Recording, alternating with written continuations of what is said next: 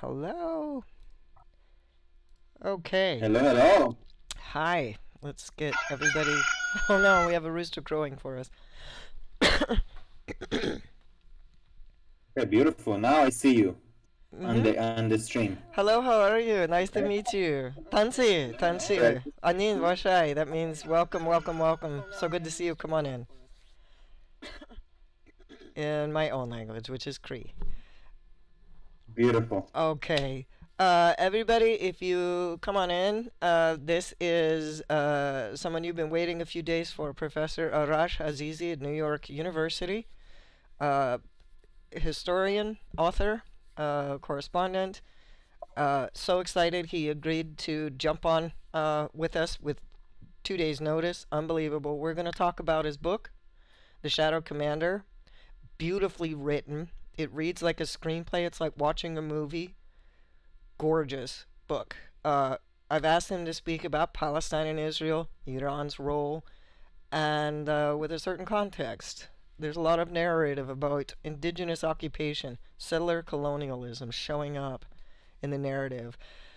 Professor Azizi is going to help us understand what's going on. And we're going to first find out a lot about him, and then we're going to go right on into it. He has agreed to allow certain streamers, content creators, later on, if you would like to panel with him and have a conversation with him, you let me know from chat. Mods, get your swords out. And we're going to go right into this. So, thank you so much. You came on very short notice. I found you because of a Twitter thread Hmm. that you had written. One of the other streamers who's very well respected here seemed to have a problem with something that you said. I actually wasn't sure. It made me open the thread. I read every single word. By the time I got to the last post, I immediately contacted you and I just said, "What you're saying? Could you come on my show and say it?" It's that easy, or that simple. So this is he says yes, and so here we are. So I'd like to first let my community get to know you. They know you're important. That's how they feel, but they don't know who you are. Is it okay if you gave us just a little story about you, who you are, where you're from, what brought you into the work that you've done, and where you're teaching, and then your further goals? And then I'm just going to let you go ahead and teach us everything you can and say everything you want to say. And that Of easy. course. Yeah, no, thank you so much. Thank you so much for having me. So my name is Arash Azizi. I am from Iran. I'm born and raised in Tehran. Tehran is the capital of Iran, as you mostly know. I was born in 1988, toward the end of the Iran-Iraq War. I have to say, when the recent bombings are happening in Palestine and Israel, I am reminded of the fact that when I was coming toward my mom, when my mom was pregnant with me, Tehran was attacked by missiles, so she had to always hide in the bomb shelters. So Mm. unfortunately, the stories of the Middle East wars are never far from us. In that war of Iran and Iraq, I lost a cousin, and almost every Iranian family lost someone. So it's just a reminder that in biographies, all of us, there's always this sort of war and conflict, unfortunately, that's been part of the Middle Eastern societies for quite some time now.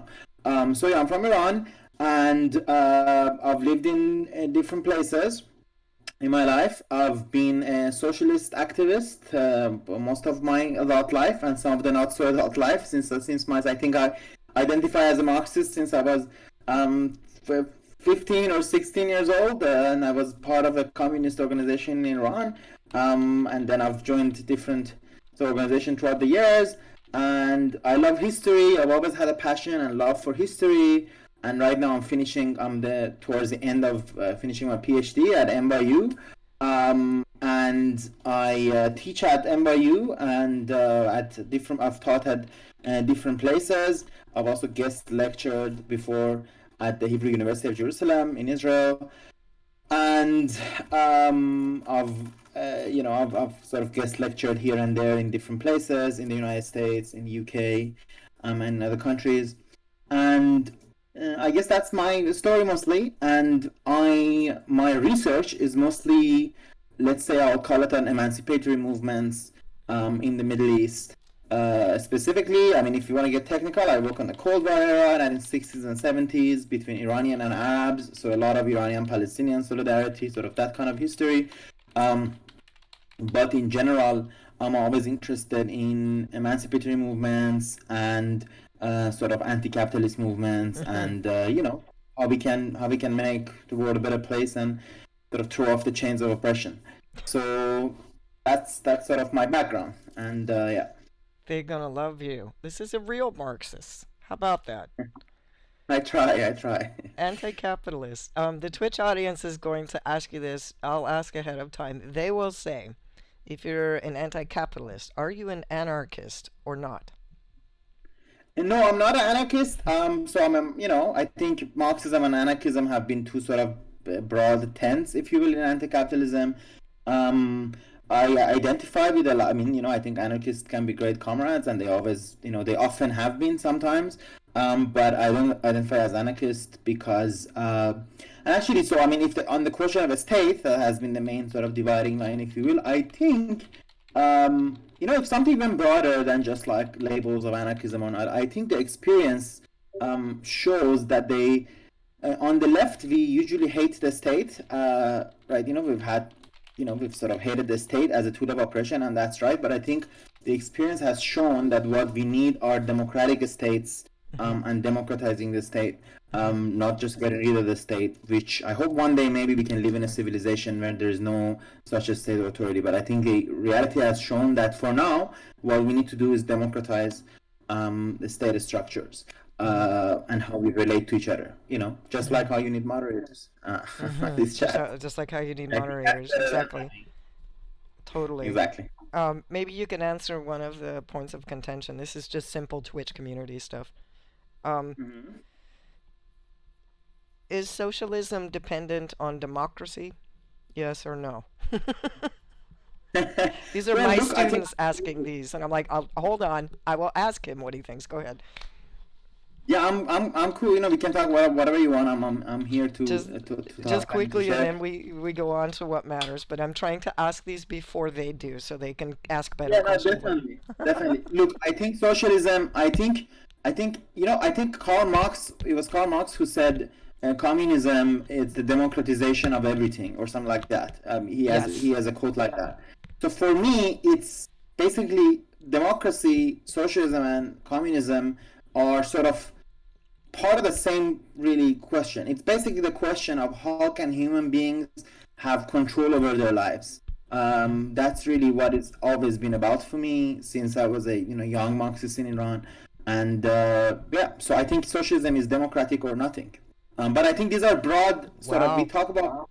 I think one thing that is key in this kind of discussion is that we talk about broad philosophical terms, but then we also gotta get to a specifics, right? The a specific meaning of democracy is that people should be able to pick who's their executive, and in the United States, we do that. That's a limited meaning of democracy, but it's very important because in my country, Iran, you don't do that, but in the United States, you do that. You pick who's in the legislature and you pick who runs the government. I think that's very in relatively free and fair elections. And I think yes, that is definitely very important. And any yeah, so it's inseparable from a socialist vision to be able to elect who's gonna run the state that we just talked about, right? Wow. There you go. Now you have it. No more arguing. It's inseparable. Okay. There we go. Can you tell us a little briefly what is being a Marxist like in Iran? So Iran has a very repressive system, and it has also a specifically anti-communist system from the Yeah. beginning. There's the Islamic Republic. The Islamic Republic was founded in 1979 following the revolution, and one of the first thing that it did was massacring actually a lot of Marxists and Yeah. executing thousands of Marxists in the Yeah. 1980s. Yeah. So it continued to heavily repress Marxism, and I was also arrested in Iran along with many of the comrades. And yeah, unfortunately, being a Marxist in Iran means having to deal with heavy state repression. How did you what were you put into jail or how did you get out of being arrested, or what? Can you talk I about no, it? I was only shortly detained and I had to come out. But I mean, much more important than me are many Iranian Marxist and labor activists who've spent really long Long time. times in prison and different times. True. There's also oppression of the press, and then you have the situation I heard you speak of. A young girl was arrested Yeah. 10 years for. Do you want to tell chat about her? With the Amnesty International. So she's one of our cases, and To be also honest, freedom. Hmm. to be honest, I don't actually remember which one you mean. Thankfully, I say thankfully, sort of in a dark comedy way. We have every day so many cases of men and women being sent to jail that I don't know which particular one you're talking about. But at any given time, there are thousands of political prisoners in Iran, and there's a thing called Iran Prison Atlas. If you Google that, you can go and see sort of about so many of the prisoners. My own father is one of the sort of examples that I remember the best. My own father was in prison for about 2 years, and he came out about a couple of years ago. But unfortunately, Iranian prisons are always full of political prisoners. Yeah, dissidents, or they say defamation of the state. So as a journalist for chat, when I was getting ready to go, I was involved with the Myanmar Rohingya situation Yeah. and Syria, and getting ready to go overseas, except for COVID hit. Okay, fine. But they give us a very detailed training on what we can and cannot say, and period, and defamation of the state, especially for all Middle Eastern countries. No, you cannot just go say what you want to about someone's state, especially not a foreign country. So when citizens use social media or music, this is especially threatening to many very fundamentalist states, what they think is immorality or sedition.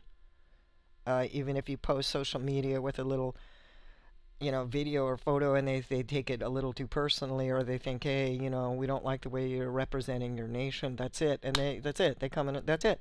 They arrest you. There's a young woman who was, I believe, shot in a public square in her car. Um, Appreciate your freedoms that you say you don't have, because you do have them. So I want all of you to hear what it's really like outside of the space that you live in and take for granted. I will chastise you for that. Okay, thank you for that. I just want you to go ahead and say what you were saying on that thread that grabbed me instantly, especially if you can talk about this terminology, settler colonialism and indigenous occupation, showing up in this context. And I'm just going to let you go ahead and talk to the chat. I will field their questions. Then, whenever you're ready, we can have a few can join us later. But we're just going to let you take the floor completely. I have a storm coming. If the stream goes down, will you just stay there in Discord? The chat may come and join us if we can't get it back up, and we will just continue on Discord. Okay, so don't worry about it. If the stream goes down, ignore it. We'll just be here with you in Discord, and we'll just keep going. Okay, thank you. Okay, here you have Professor Arash Azizi. He's just going to tell you what he thinks and what he knows. Get your questions ready. Good faith only. The moderators have heavy swords. You know the drill here. Disrespect my guest in my house, and you're no longer welcome. Bye, Felicia. Okay, go ahead. Take it away. Definitely, definitely. But yeah, of course, disrespect is never good. But I welcome all questions and challenges, and I hope we can talk about it. So, yeah. So what I tried to say on the thread was, the question of Palestine, and Palestine, the Israeli-Palestinian conflict, in some ways, it's very simple, and I actually appreciate it when people say, "Look, it's not complicated. At some point, it's simple." What's the simple part? The simple part is millions of people, Palestinians, in the West Bank and Gaza, are living under military occupation. This is unique. In no other place in the world, you have a population of millions living as a stateless under military occupation of another state. We have many other problems. We can talk about the Uyghurs in China, we can talk about the repression in Iran, we can talk about Kurds in Turkey, we can talk about a lot of things. But there's no other population in the world like the Palestinians who have to live as a stateless citizens under military occupation. What does it mean to be a stateless people under military occupation? It means that you have to pass through checkpoints wherever you want to go. It means that you have no access to airport without having to go through Israel. And of course, there are actually Palestinian passports that some countries sort of accept, but citizens are stateless because Palestine is not an official state, is not a member of the UN, and more importantly, you can't go through without going through Israeli airports anyway. So this is simple. There are millions of people living under this brutal occupation. Now, in the West Bank, I spoke about checkpoints. In Gaza, they have to live under a siege.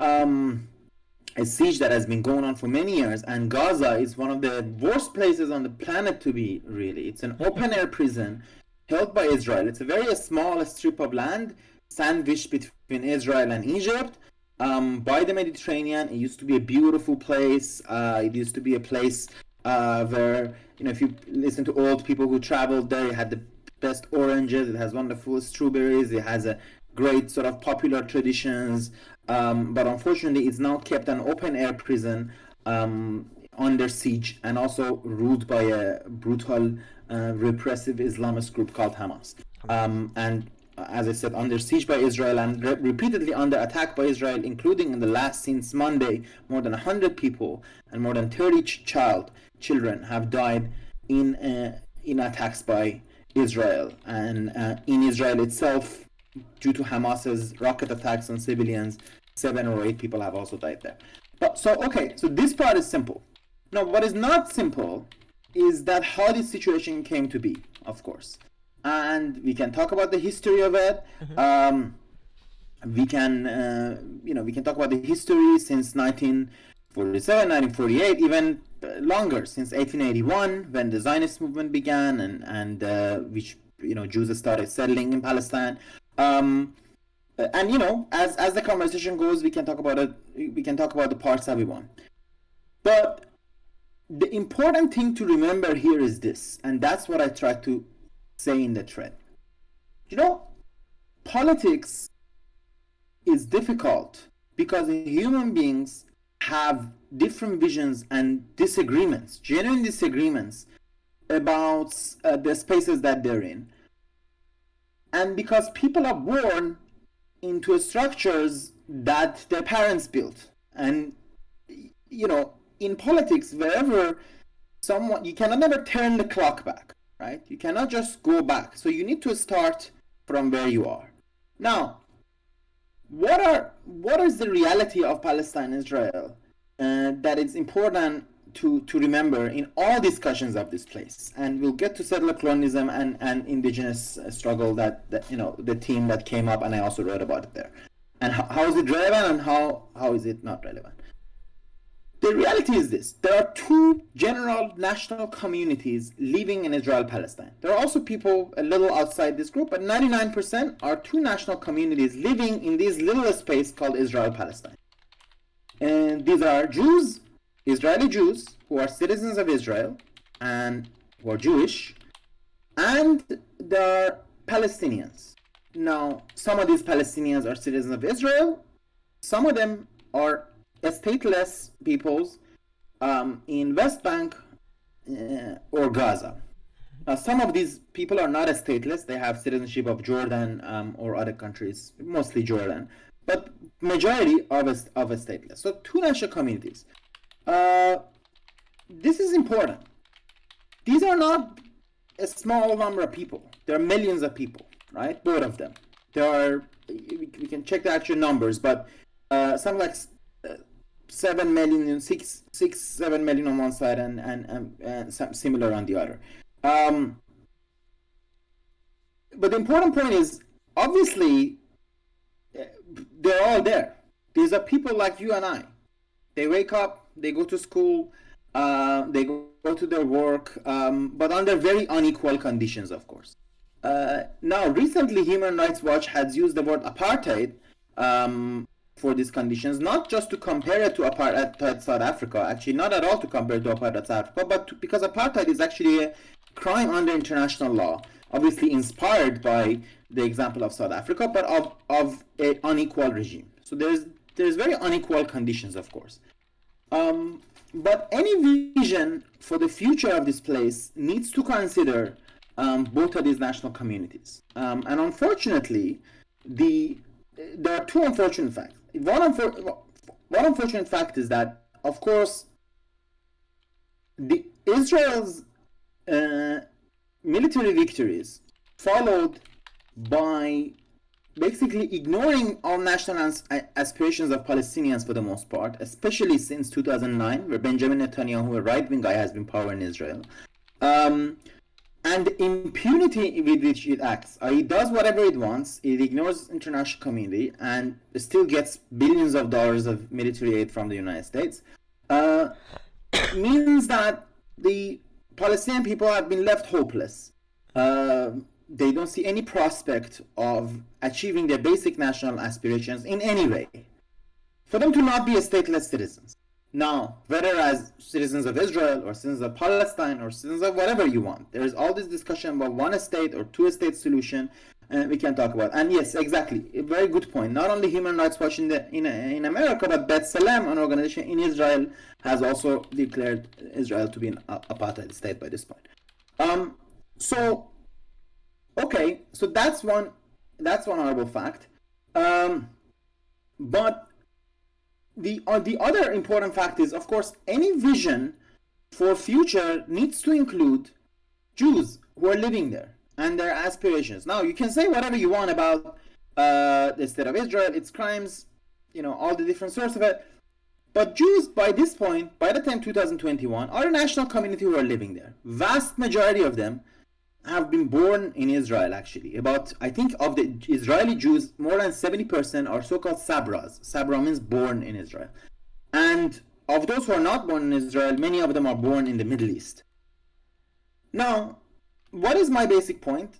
My basic point, and I wrote an article published in Newsweek today, on the back of that thread, is to say that on the left, yes, we need to stand with Palestinians, stand against Israeli repression, stand against policies of apartheid, fight for the military aid of the United States to be conditioned to Israel, for the United States to put pressure on Israel, to stand by its international obligations, and a lot of other things. But we need to get rid of this blind anti-Israel attitude, in which we basically don't consider at all the aspirations and the self-determination rights of the 6 million or 7 million Israeli citizens, Israeli Jewish citizens who live there.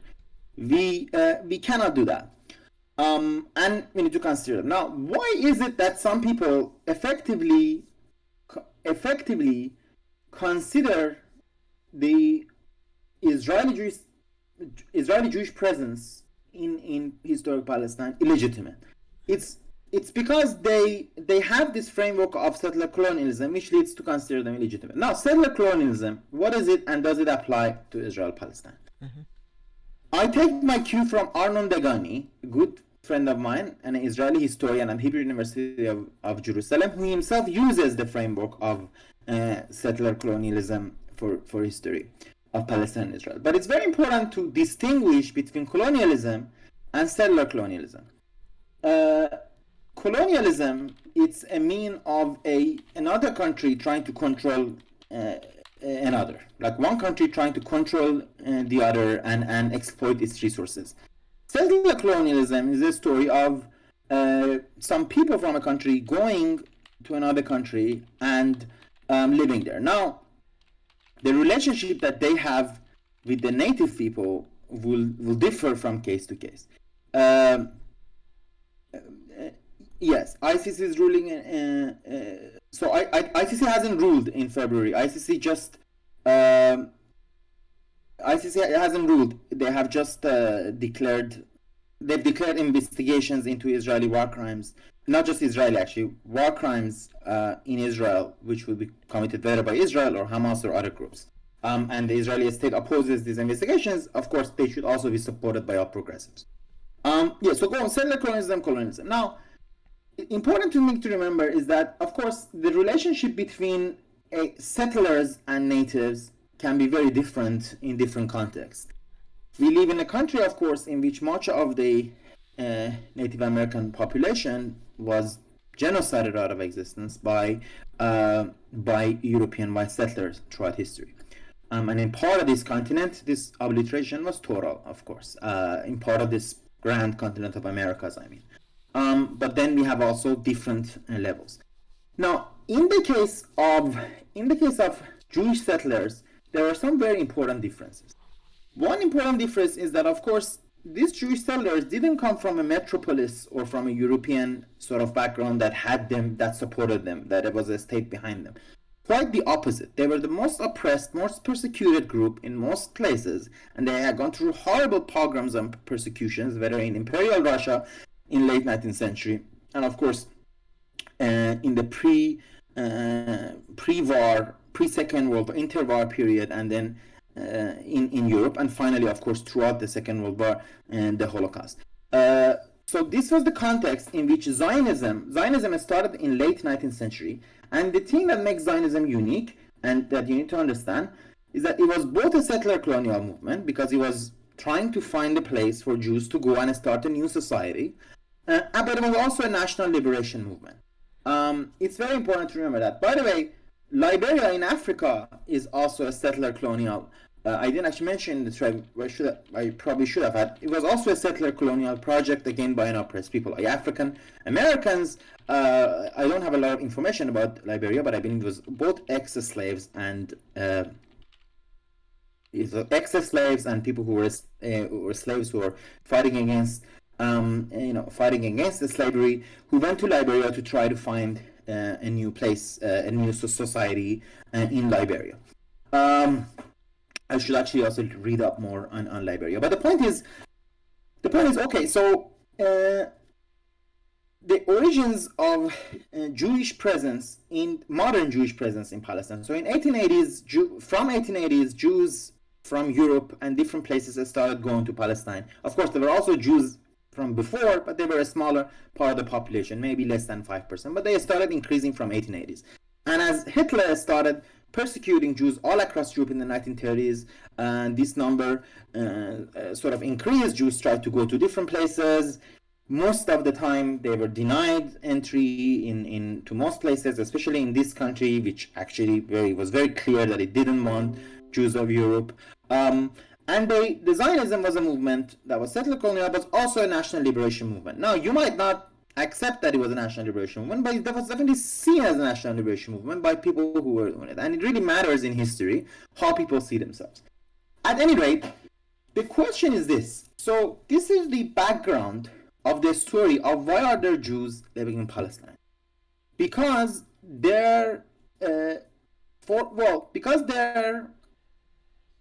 because their forefathers moved to Palestine for different reasons, some because they were Zionists, some weren't Zionists, some were trying to go anywhere, like most of us. They were trying to find a place to go, and Palestine is one place that they went. But the reason the state of Israel exists and the organized Jewish community exists in Palestine is the Zionist movement decided to create a new society in Palestine. And throughout this process, the Zionist movement, who established a new Jewish society in Palestine, has committed at different points war crimes. It has committed ethnic cleansing. It has committed many horrible things. It has also gained great achievements for all of humanity in many senses. We shouldn't forget. It established great universities. It established great technology, culture, and art, and sometimes good examples of coexistence with Palestinians as well. And of course, the acts of cleansing and the acts of aggressions also have not happened in a vacuum. They have happened in different series of wars. Most importantly, in 1947, it wasn't the Jews didn't just declare a state on their own, right? It's not like they just woke up and decided to declare a state. The international community, the newly founded. So should I stop? Go ahead. Should I go on? Yeah.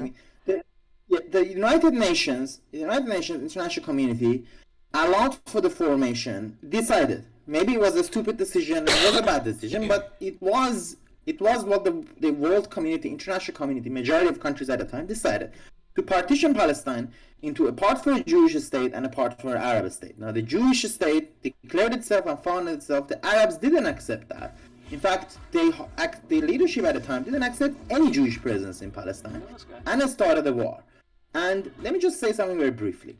It started a war which ended in the expulsion of 750,000 Palestinians from their homelands, which is the beginning of what you can call Palestinian refugee problem. The successors of this 750,000 are today now 6 million Palestinian refugees who live different places, mostly in refugee camps in Lebanon, in Jordan, in Syria, and in West Bank.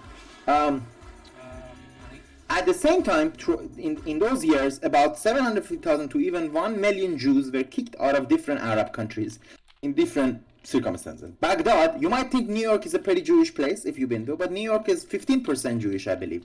Baghdad, the capital of Iraq, at the time was 45% Jewish, 40 to 45% Jewish.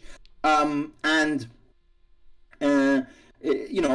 Jews had to leave, basically. Today, there are like 5 Jews left in Iraq, if that. Actually, I think they might not even be that. And this was mostly complete within a couple of days. So there was a population. There was a sort of a ethnic cleansing on both sides. Basically, Jews were kicked out of Arab countries, and Palestinians were kicked out of Palestine throughout the war. And the Palestinian Liberation Organization, unfortunately, that was formed in 1964. And we don't want to get deep in history. I'm happy to bring up any point, but it's important to remember the PLO, the Palestinian Liberation Organization, didn't have a program for any sort of continuation of Jewish presence in the Palestine. It stood its program. Its first leader said we should drive Jews to the sea being the Mediterranean. And even after that, throughout the years, until the 1990, so the Palestinian National Covenant, which was passed by the PLO, stood for expulsion of vast majority of Jews from Palestine. Effectively, it had a program of ethnic cleansing. It only changed this covenant in 1996. And the example of the Munich Olympics is part of the kind of actions that came out of the movement, as was said in the chat. Anyways, so the point is that there's this sort of horrible history at both sides. And let me just end with this. There's no doubt that there are 2 national communities, as I said. Now, the Jewish. So, who is indigenous? Let's have this question.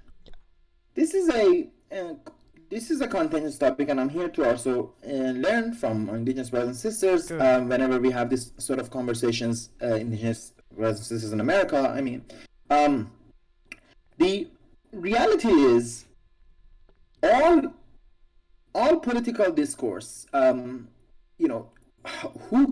is defined as indigenous is always, it's a political construction. In one sense, of course, all humanity originated in Southern Africa, and have moved around the world. So it is important how the discourse of being indigenous is used and defined. In Britain, where white racists say we are indigenous to this island and everyone else should be second-class citizen or kicked out, obviously that's not something we support.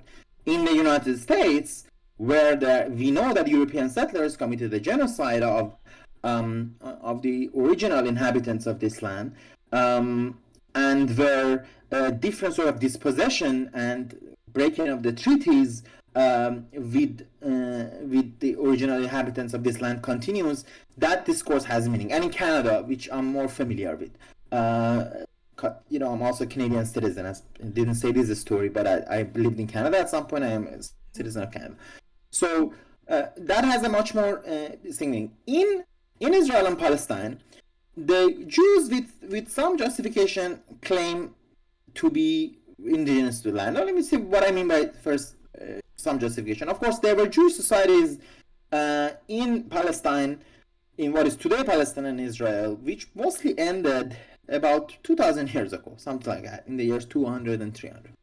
And of course, then it's the population who has lived there.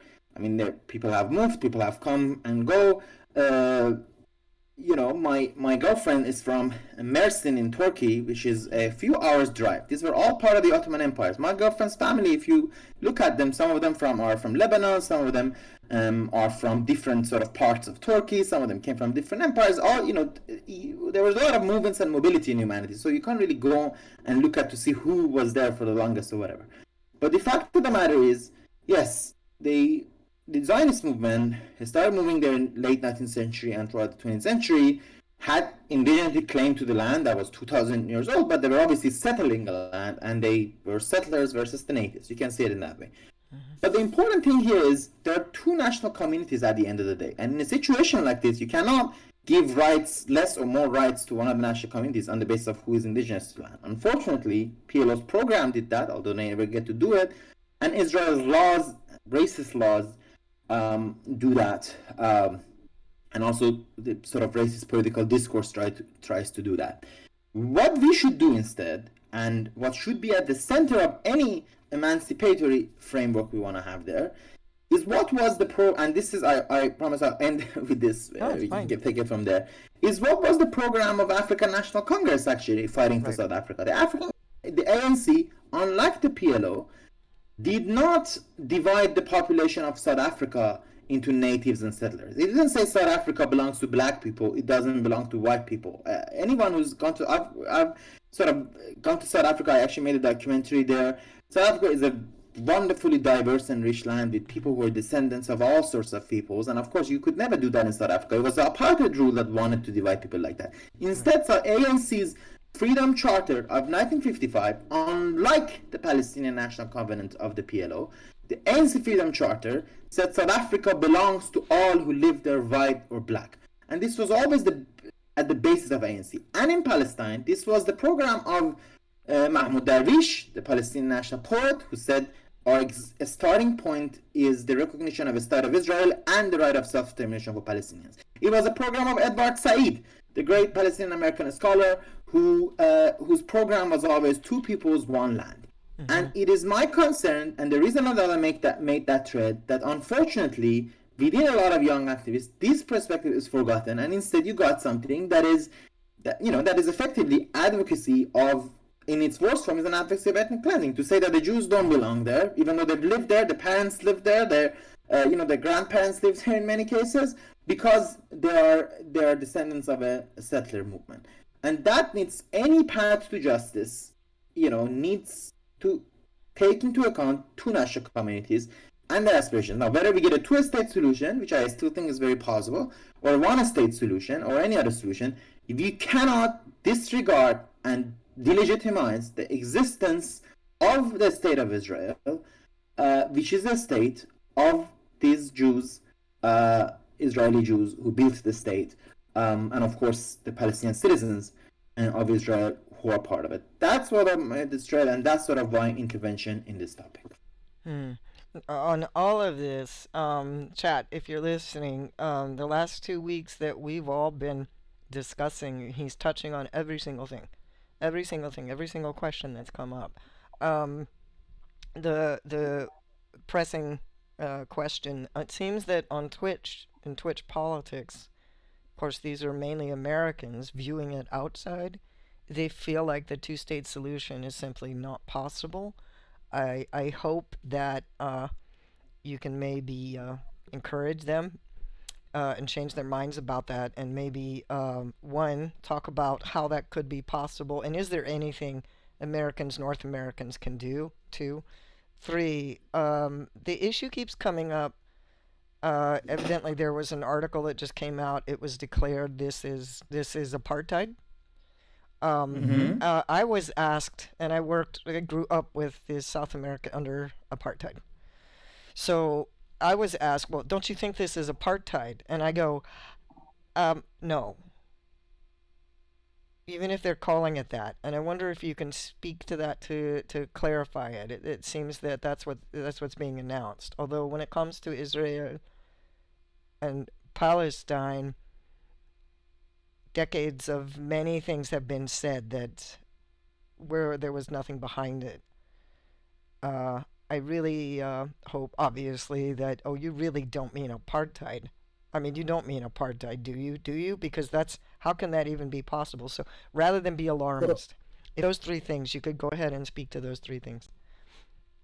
okay, so I got two things. So let me discuss them, and then we'll see what was the third one that I might have missed. Sure. So let me start from the last one. Do I think there's apartheid? Yes, I do actually think that there is a form of apartheid reality Hmm. happening. Look, this is a very small place, by the way. By the way, one of the, I traveled to Israel a few years ago. The first reaction that I had, really, and I drove all over the place with my friend, I was like, wow, this place is small. Like, you Yeah. really realize what a small piece of land all these fights are about, which really conditions this. Yeah. This is not, I don't know how to, it's probably as big as whatever, someone can do the math. But I'm pretty sure North Dakota is like 20 times bigger or something like that. Mm-hmm. So, so why do I think it's right to say it's a form of apartheid? So in Mm-hmm. some ways it's like a form of apartheid, some ways not like. So obviously the state of Israel is a democratic state in which all sorts of different people have a right to run a free press, and there is rule of law, and they're in the parliament, including Palestinian citizens. There are 20% of Israeli Palestinian citizens. They've been in the high court. They've been in the parliament, of course. They've been even diplomats. They've been all over the place. And it's been, and it's been worse in many ways in the last 20 years, in the last 10 years or so. In some ways, if you look from the beginning of Israel to now, the Arab participation and Palestinian participation has increased.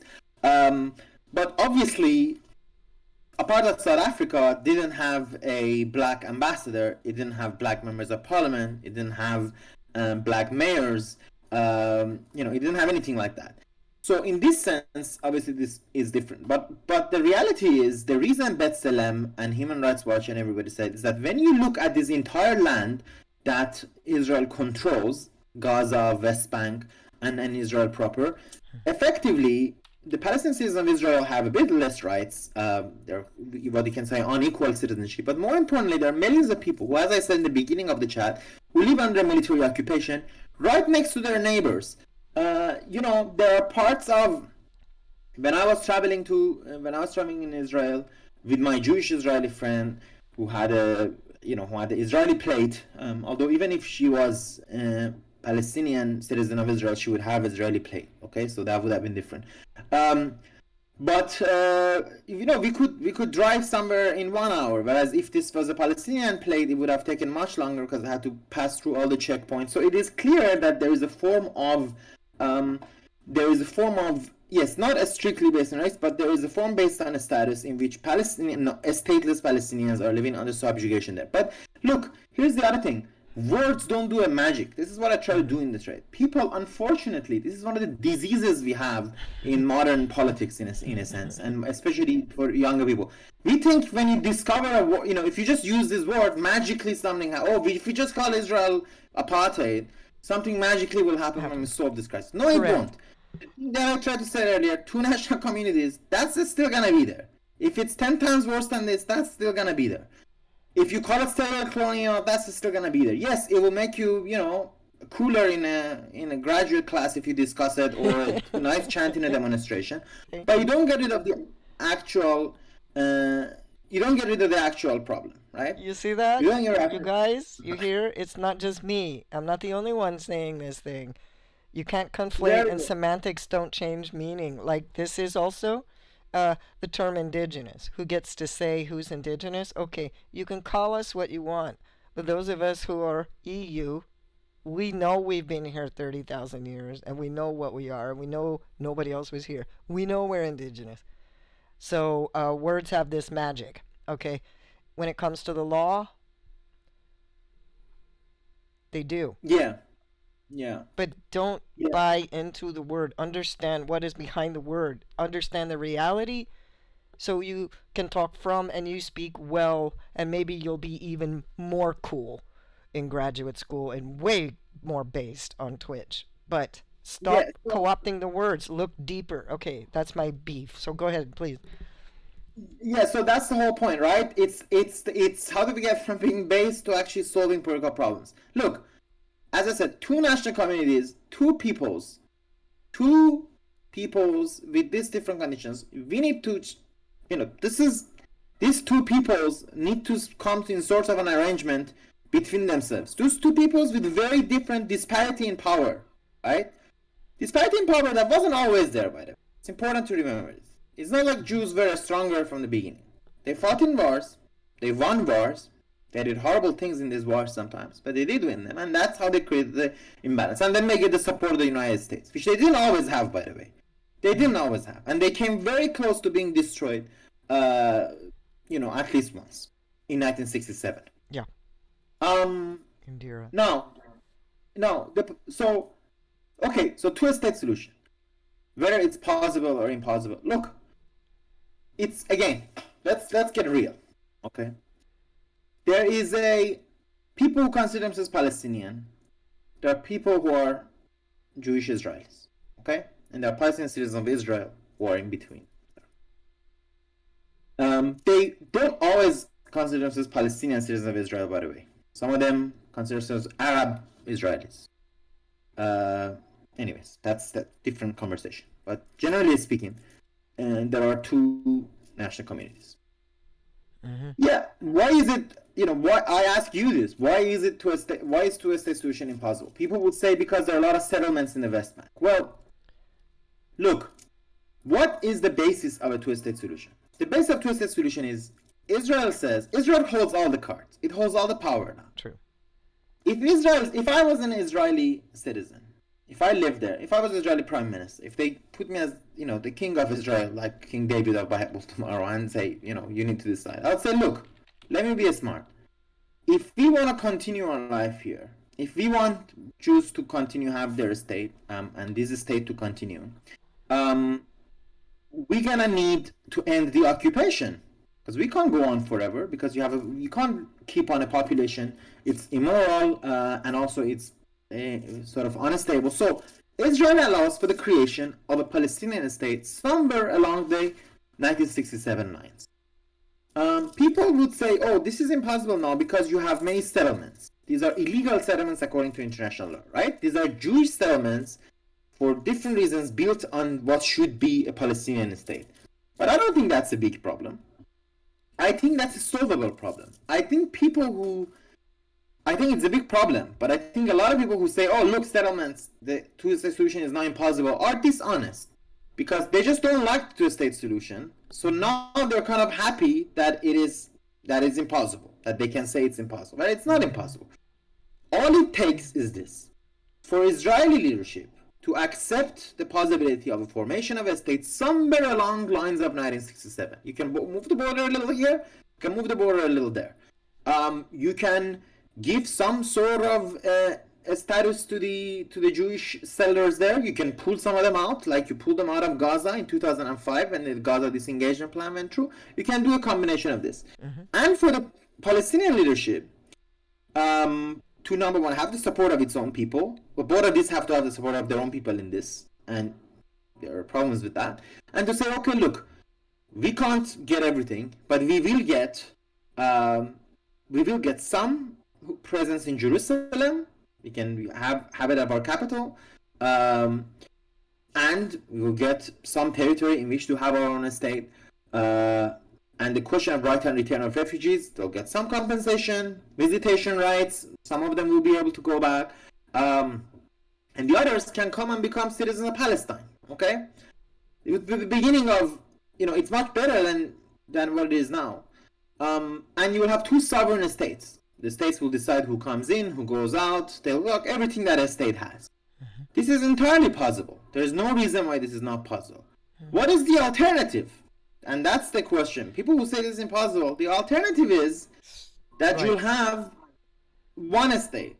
Now, look, it's easy. If you imagine, number one, let me tell you something. No two states it's very, very rare for two states in modern state history, last 200 years, to join each other, right? EU is an example of a states not joining each other, but making a confederation, and not even a confederation, really. It's a very, it's very clear. No borders in EU. There's no border control, but the EU, the countries are each clear. And even there, you see there are problems. It's very rare for states to join each other. It's very much more common for them to go away from each other. Even the states in, say, West Indies have not joined together. Even though they used to be together and they have a great cricket team that's still together, but they've never True. joined together That's true. because people like, because the state has, it's nice to have a state, frankly, and no one wants to give it up. This is what I said in No. the trade and all that. No one gives up their state. And you're like South Africa. White South Africans didn't give up their state. They just shared it with the blacks, basically. True. That's true. Okay? In case They Jack shared didn't blacks, didn't but realize that it was shared. Yeah, it wasn't really given up. Correct. yeah, and they're much smaller anyways. They were 15% of the population. And they were very different. It was a very different question. Anyways, so the point is, look, one state solution, wonderful. Great, let's do it. You get Jews to accept to join a state with you, right? It would be great. But actually, let me tell you this. There are two forms of one state solution that are discussed. One of it is a binational state. That's what Edward Said wanted, and that's why many people want it. Binational, like people forget this because people don't pay attention to this. We all know, we all have bi friends. We know bi is two, right? So it needs to be Jewish and Arab. So you're not gonna get rid of the concept. The concept is there. You have one state that's both Jewish and Arab. Okay. Now, if you can get the Israeli leadership to accept formation of a Palestinian state and two states side by side, well, then they can join and be in some sort of a confederation, or it can have. So the point of it is, you want to get them. If it's basically much harder. So if two-state solution is hard, getting the one-state solution, it's much harder. Yes. Because you're gonna have to get the Jewish population to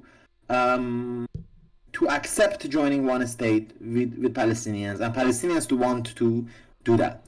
Now, as I said, if it happens somehow, great. But the point is, the real question is how to end the occupation of Palestinians. The question is, no one should want to change the ethnic makeup of this place. No one should want, basically, for anyone to leave this place. Let's just say it won't work even if you want. So it's the occupation that needs to end. For Palestinians to have a state, now it's the problem is the statelessness of these Palestinians, basically. So either they should get their own state, or they should join the Israeli state. But if they want to join the Israeli state, you have to first convince the Jewish Israelis to want to share their state with them. Do they want to do that? If you found enough two people who have been in such unfortunate hatred and conflict would want to no to say US and Canada can't join a state together after, with all these things. How is it that Israelis and Palestinians, two people with this unfortunately ugly history of conflict, earlier I said about my mom or the Iran-Iraq war, people forget. It's like, some stupid things you hear online. Oh, there's not a conflict because like one side has an army, whatever. Do you know how many Israelis have lost their lives in wars in Palestine? Yeah, not in the last 20 years, but before that. The second Intifada in 1999 2000, 1,000 Israelis died in terrorist attacks. Before that, the 1973 war, 1967 war, 1948 war, many will have died in this process. And all sorts of different events. So, two-state solution might be harder. In my opinion, one-state solution, in many ways, it would be harder. But it's not the main point, actually. It's not the main point. The main point is ending the rightlessness and giving power and sovereignty to the stateless Palestinians. Currently, no Palestinian organization wants a one state. The only ones who say what they want one state, pretty much they want to kick out all the Jews. That's what they say. Yeah. Palestinian political organization. And certainly no organization in Israel, whether representing Jewish Israelis or Arab or Palestinian Israelis, none of them want a one-state solution. They all want a two-state solution. We'll need to support them. But people are hypocritic. People say, oh, they support the BDS because the Palestinian civil society said it. But when it comes to the most important political position, they say something that no one on the ground says. It doesn't give. It's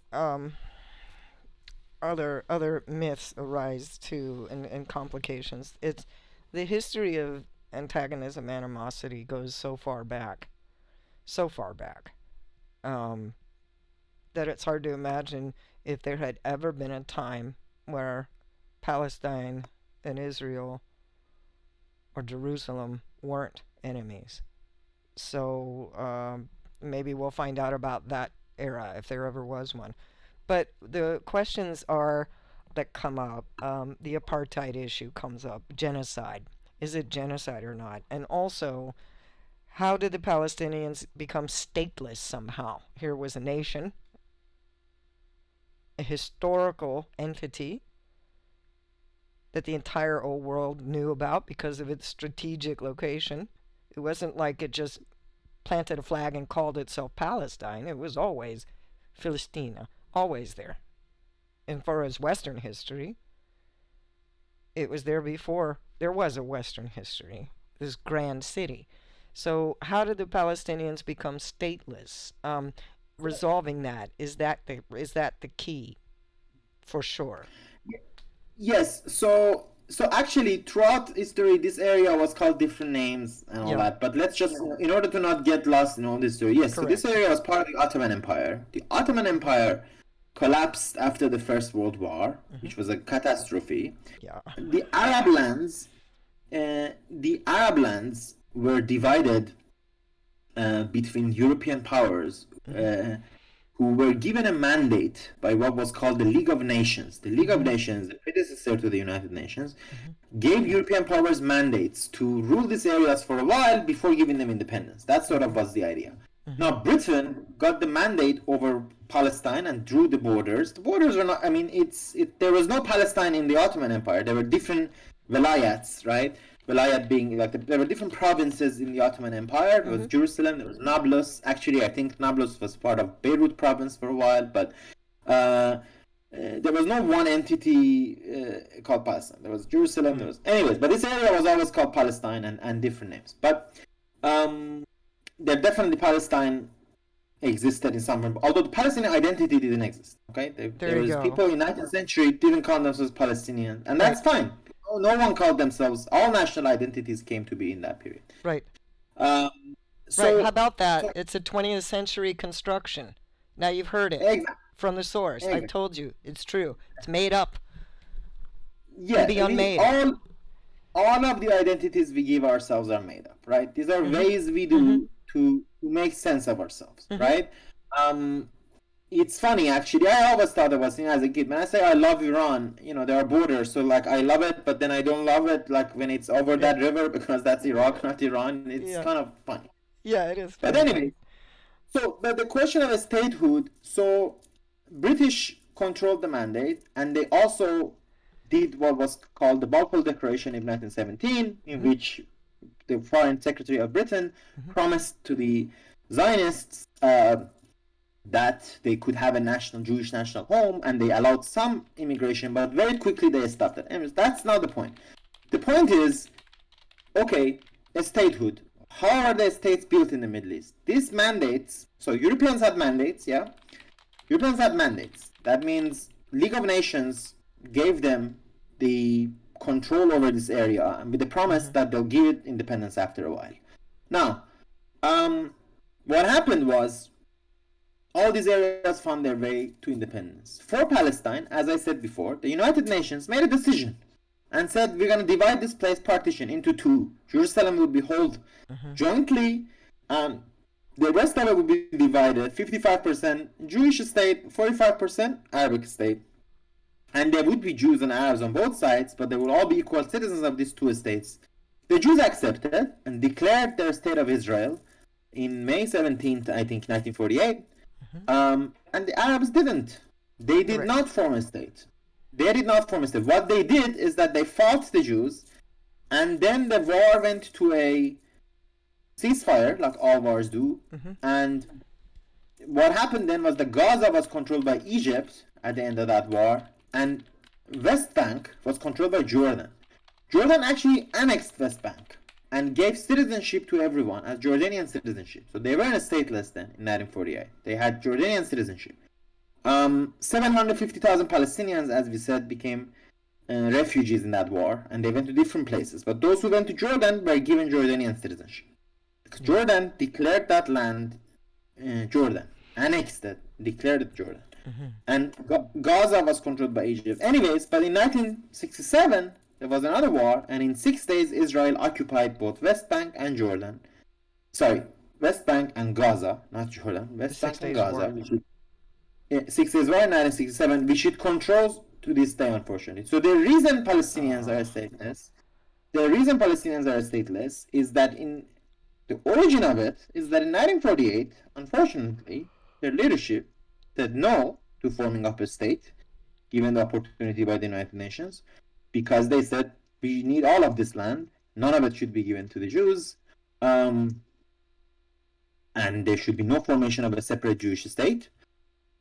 And they lost that war, and then they lost the war in 1967, and Israel has continued the military occupation of this place. Still, it's, of course, the crime of denying rights and statehood to millions of people is done by Israel. We should be very clear about this. It is Israel who does this. And if Israel wanted, it could end this tomorrow. I mean, not tomorrow, but it really could end it in 2 weeks, if you ask me. It could declare, you know what, we're withdrawing. Do whatever you want. Form a state. The leadership is clear. Form a state. If I was the leader of Israel, that's what I would do tomorrow. I would say, you know yeah. what, we'll give you a state. Here's our borders. We'll unilaterally declare our borders. Because Israel has this excuse that, we give them offers they don't accept. It's not really true. Yes, it's true that sometimes Palestinians have refused, but Israel holds all the cards, right? It Yeah. holds all the power, It holds all the right? power. If you control entire New York City, right, Mhm. and you want to give a borough to someone, you can, right? So that's really the situation there. Mhm. Okay, for chat. Now do you understand what happened? Okay, why the narratives are not matching the realities and why everyone's running around doomer. Do you understand what is necessary? So I want to challenge all of you in the audience, if you want to get cute with me, send me an essay in the Discord. I want to hear what you think would be a good solution for this based on what Professor Azizi is here saying, and also what you've learned about indigeneity and indigenous occupation. Um, give me a short, go in the DM and just knock it out on spicy debate chat. I really want to hear what you have to say. It's not hopeless, but can we do anything? We're here. We're here. Only our Jewish You should pressure members of Israel. chat can go to Israel. Most of us can't even go. Socrates here has been there, right? He can go to his homeland. We have a few. What can we do as these people are politically invested? What can we do here? What should we do you think? Or I think anything? what I think I should. So I'll say what I think, and we can have a conversation. I think, and I wrote a piece in Newsweek today. I put some ideas in there. I think first we should not. Well, what we should do is we should pressure our representatives to say, look, if you give money to Israel, push Israel so that it uh, it gives up the occupation. We should push. Thank you very much for sharing my article there. Yeah. So we should push to condition military aid to Israel on it ending the occupation. Okay. That's basic. That's basic what we should do. Right. No And we aid. should make Hmm. and we should build solidarity with left, with progressives, with Yeah. people fighting against occupation in Israel and in Palestine. And there are people. Yes, they've been marginalized under Netanyahu, but we should help them, not enemize them, not boycott them, not vilify them, which is unfortunately what some people do, right? That's Not tell right. them they're illegitimate, not tell them to take us the bag, not tell them to come, do all this and that. So I think that's the two aspects of policy that we should do: pressure Israel to end the occupation, build links with Israeli progressives. And Israeli progressive, from the left, there are many different forces in Israel that we can talk about, but the anti-occupation camp is a broad one. We should help it. We should want to Okay. end the occupation, and we should not be anti-Israel but anti-occupation. There we Anti-occupation. go. I'm all for that. Is there a way for us to reach out to those progressives that might want to start a dialogue that we can be involved in, so that we're not just out here, going la blah, and well, a lot of people are feeling completely helpless and useless, and I think it would be nice if they could at least reach out somehow. Is there a group? Is there so do they have social There media? Can anyone kind of coordinate and network so that this many can be done? groups. There are many good groups. There is JS Street, which is a pro peace organization, Jewish organization in America. JS Street. There is, if not now, a also organization of Jewish activists who's having no JS Street. Sorry, like just J. Can I write in the chat? Sure, yes you can. Yeah, exactly. You got it I though. got You it. got it right. Sorry. Yeah. Now, of course. So there's JS Street. There's so if not now, Americans for Peace Now. So Peace Now is an organization for peace in Israel. Then there's Americans for Peace Now. That does kind of work. That does that kind of work. And then there are sort of different progressive organizations. There's Hadash. Hadash. Hadash is in Israel itself. It's actually its main part is the Communist Party of Israel. There you go. Hi, Mask. And yes, exactly. And Hadash is both Palestinian citizens of Israel and Jewish citizens of Israel, and it does great solidarity work. And of course, there are many Palestinian solidarity organizations, and we should work with them. But we should also be honest and say, look, the BDS movement has not worked. Trying to boycott Israelis doesn't work. Trying to boycott Israeli academics and artists and playwrights has not worked. So we should Right. break with that kind of politics, Right. and build solidarity with the leftists on the region. Pro-Palestine, pro-Israel. We shouldn't be anti any nation. We should be pro both of the nations and work for peace and an end to occupation. That's what we need to do. Do you hear the difference? And so he's not, perhaps in Iran his family were indigenous, but this is an indigenous perspective. We spend our lives where warfare means extinction, right? Every war chief becomes a peace chief if he survives himself long enough to realize that even the loss of one life is too much. So there's a way to get along together with, no matter how we feel, no matter how different.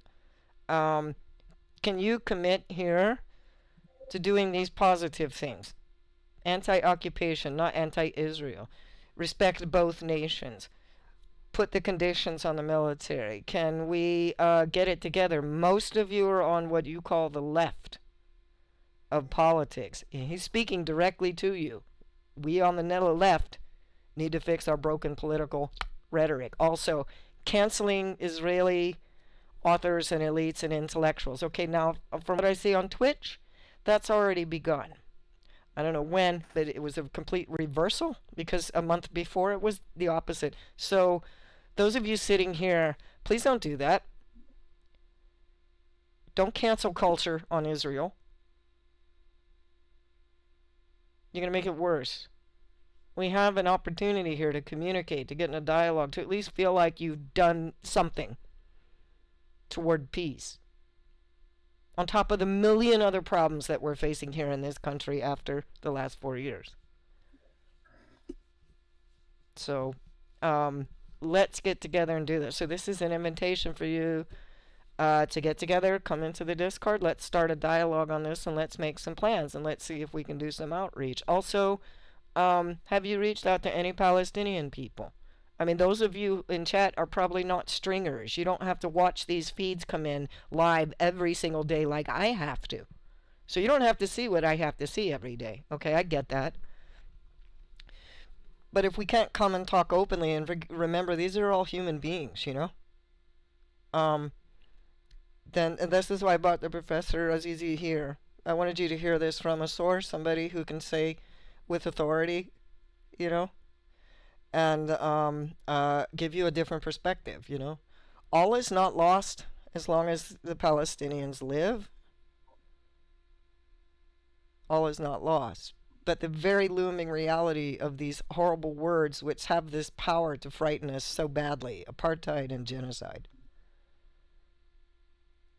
And they become more concretized every day. I'm a discourse analyst. I want to disrupt the power of that word. I rebuke the power of those words from a people who have suffered apartheid and genocide. If you keep talking about it long enough, you might make it real. I will have nothing to do with it, so I'm asking you to listen and participate so that you can stop it too. Counter that narrative. Don't deny it like a Holocaust denier, but we need to do something to disarm those terms, those narratives, because it's almost as if people almost wanted to go that way. That way it'll finally be resolved. When you have fought so long, any any solution, any ending is preferable than no ending. So you're gonna have to understand that. Most of you are not military, you do not understand warfare. You're not minorities, you've not been arrested, you've not been persecuted, you've not been hunted down, etc., etc., etc. Those of you who have, it's time for this dialogue. And so he's given us a great deal of time and knowledge. And we're hoping that also you can, Professor Azizi, throw us some networks or maybe guide us through or walk it through. Perhaps some of us can go and sit in on a class as guests at some point. I don't know. To start allowing these Please, people to if be you connect involved. with me, Hmm. you connected me on Twitter. Hmm. That's maybe the best. Arash underline Twitter. Tehran is Twitter, and yeah, message me for sure. You know, I teach in the summer. We can maybe sort of join some of the classes or some of the different sort of educational work that we do. I'd love to be in touch, and Um, that's sort of great. itself how we change things, right? By networking, by staying in touch, by listening to each other, by learning from each other, and by trying to change things. By learning from each other and by trying to change things. And there is the Twitter. Start opening some doors, okay? Unless you want a nail in the coffin, you better kick your way out. Do it like Kill Bill, where she just punched her way through. I don't care. But it's horribly disturbing to us here. It's that thing that everybody's up now, nobody is sleeping. They can't talk about anything else. And so let's talk about it. You have this great, fantastic guest giving us an opportunity here to learn and network. And there's the Twitter. So follow the thread. Um, Reach out. Okay, ask for a dialogue. Right. I'm sure a lot of those people there feel terribly isolated right now. They would be surprised if, you know, 128 lefties from Twitch knocked on the door and said, "Hey, can we talk?" So, make something happen, okay? Okay, those of you content creators, Socrates, I was hoping Amy C3, Death of Certainty. If Professor Azizi has a little time, I would like, if you want to join him, we can panel up a bit. And would you like to have a short conversation? We can't keep him all night. Um, I'm happy. Let's talk. we'll sit. I'll sit here all night. I'll sit here for 4 days. But all you content creators, check in. You're welcome. We are in. I forgot my own voice chat. Socrates is here. Here is Socrates, who is Jewish. Pan is in the waiting room, escorting guests. That's the moderator. I Uh, thought Socrates was Greek. he's teasing you. See his name? He's just teasing you. Okay. Wait, so Wick. I'm so technologically backward. So Socrates comes here, but he doesn't show here. Okay, I see. You'll hear him in a second. You should be able to hear So him this when is he turns his mic they on. come on the. Oh, I see. Okay, It's strange. They sit in the waiting room where the moderator's at. That's Pan. but we don't see them. You don't, and I drag them in. Okay, their voice, nice. You're gonna hear their voice, yeah.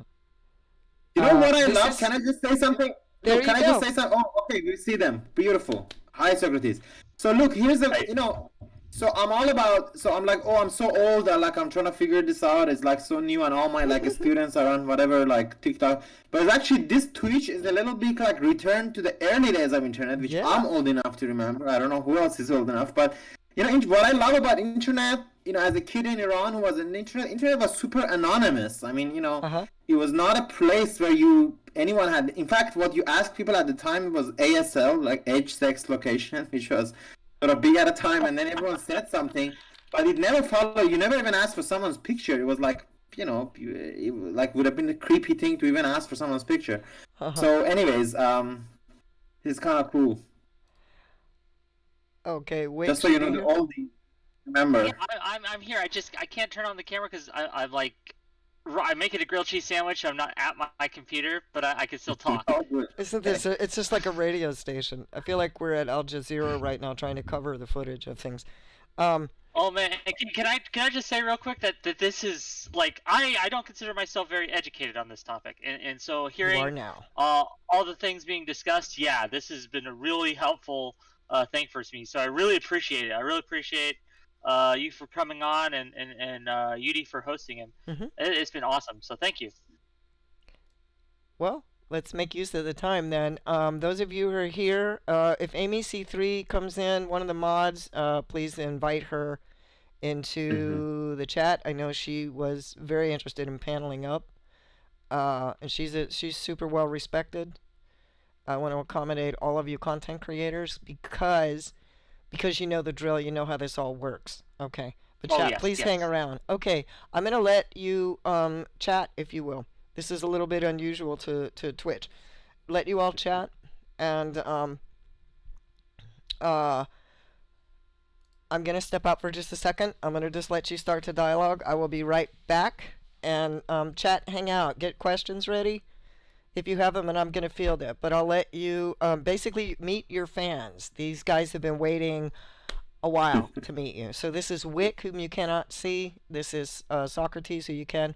Pan Hello? is your moderator. She is in the waiting room, and I will step out for just a minute. I'll be right back. But go ahead and just continue the conversation. Right, let's do it. Right, so I have grown up in America as a Jew. Like I've just my whole life I've heard things about Israel, and especially more recently in the past, kind of 10, 15 years, hearing more like, oh, like any criticism of the state of Israel is like anti-Semitic. So I've felt like it was something that like I needed to do, or kind of a duty I had, like to myself and to Israel Palestine, to learn something about it, because especially I started reading, I think, Image and Reality, Norman Finkelstein book, and I was just like, it kind of took my breath away, because there were so many things I learned that were just outright lies, just false history, and it was kind of freeing to learn some real stuff. So I really appreciate you coming here to Thank teach. you very much. Yeah, I love Norman Finkelstein. I think he's great, and it's unfortunate that he really stood up and fought for Palestinian rights, and fought, inside the Jewish community for a very long time, and he really has spent, he really paid the price for it. And now, many people have basically censored him just because he doesn't support the BDS, and he basically says, look, you can't have your, he says, he has a famous sentence. He says, if you're for international law, you can't say I'm international law, when it comes to your occupation, but when it comes to Israel, I don't recognize Israel. So I think the way he puts that is like, you can't say, when it's green, I believe you can go, but when it's red, I'm agnostic. Like the traffic light. Yeah, I've heard that quote. I love that. And he said also, I think, that he's like against BDS TM, like the specific organization or movement, but not the tactics. Obviously, Yeah, of course, you can use, the boycott tactics can sometimes be used, but I mean, you all you need to learn about how crazy this movement has become is that someone like Norman Finkelstein is considered to be not sort of pro-Palestine enough. And it's like, it's crazy. You know who else has gone through boycotts? Edward Said, great Palestinian. He founded an orchestra that included Palestinian and Israeli orchestra musicians playing with each other. Have nothing to do with the state. He was based in Spain. He just had Palestinians and Israelis. But they even boycotted that because they're against this sort of idea of coexistence. Anyways, so that's sort of the story. Of course, imagine, this is what makes one sad. Imagine if the BDS movement said, let's boycott the products from the illegal settlements, right? Let's all agree, do that. I have many Israeli friends. I have an Israeli friend, she didn't go to her sister's wedding because it wasn't in a settlement. That's how strongly many of them are Zionists, by the way. Meretz, the Zionist party, the Socialist Zionist party, boycott settlement products. So you could have had such a broad group of people, but the politics of the BDS, effectively, if you're Israeli, there's no way you can be included, really, unless you need to want to leave, basically, So, unfortunately, and one thing I would also say, by the way, about the shifting politics in the American Jewish community, which is obviously millions of people, so it's different politics and all that. It's great that many young American Jews are questioning the old unquestionable support for Israel. And of course, it's, to be honest, it's kind of silly to say criticism of Israel is anti-Semitic, of course, because it's a state. You can criticize it like any other state. And also, it's really, I mean, it's a conflict of two peoples there. You know, it's very different from the sort of classic anti-Semitism in Europe and all that. But I should say something. Look, the state of Israel was created by the Jewish people. Yes. Jewish Americans supported it by and large. They gave money to it. The more left wing they were, the more they supported it. Yep. You know, because it was rising from the ashes of Hitler. It was a national liberation movement. And I don't see anything progressive about saying, "Oh yeah, I'm an American Jew now. I don't give a fuck about Israel. It's not my state. I don't care about it." I don't see anything progressive about that. That's just disowning, basically, something that came out of your community. Now, of course, it's anti-Semitic to go to a Jewish person and ask them to be responsible for Israel. But it is, as I said, it came out of a community and other people. I don't see what's progressive about saying I don't give a fuck about it, basically. That it's just not my problem. I don't, you know, I don't want to talk about it. Well, I mean, I mean that's kind of an American problem in general. Like we tend not to care about events that aren't in America. So I mean, yeah. So I see exactly what you're saying, and it's not progressive at all. But we tend to be very selective about our progressive movements here, and it's saddening. It's disheartening. Yeah, exactly. And you know, and it's a difficult situation. The reality is, if you look at this in any serious humanity, you know, it's a difficult situation. I mean, if you go, you know, to Israel, who are these? You know, just a small points that really come up in Israel that was interesting for me.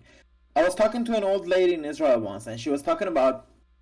She said, "Oh, one of my friends, we call it the one with the grandparents." I said, "What do you mean the one with the grandparents?" She said, "Well, it was very unusual for someone when I was grew up to have grandparents, because everyone's grandparents had died in the Holocaust. So if someone had grandparents, this was stood up. They said, oh, this person is so weird. They have both of their grandparents."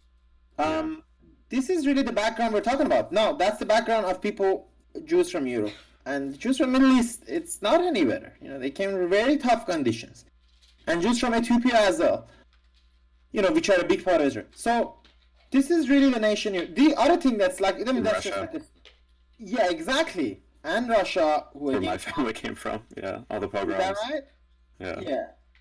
Well, you know, Putin recently said that he considers Israel to be a Russian-speaking country. You know, sort of part of the Russian world, and he has a point. If you go to Israel, yeah, a lot of Russian Jews went to Israel. Yeah. So in Israel, I think Israel, one of the things that it's very fascinating Israel for me is a super multilingual country. So as you know, I speak Persian. In Israel, I spoke more Persian than I have in any other country except Iran, because of Afghans and Iranian Jews that I could find. You know, you could find. But Russian, I really think as a social experiment that if you speak Russian, you can get by in Israel without speaking a word of Hebrew or English, because you'll run into someone who speaks Russian usually. So yeah, I had oh sorry. Go ahead and continue. I'm glad to be back. Go ahead. Yeah, I had a question because on that topic of like what's the way that we can kind of put pressure to maybe proceed. I had exactly the same thought of like putting conditions on military aid because that's something the U.S. can do kind of unilaterally, and we could like pressure Biden to do something. Your answer was to condition that aid on ending the occupation, and I feel like there's I have like a concern of what like ambiguities within that could make things really, really slow. So like first people won't agree on like what the occupation is or what it means to end the occupation, or if there is an occupation. And well, everyone agrees with this. I mean, Israel, no one actually disagrees with, you know, it's the green line, right?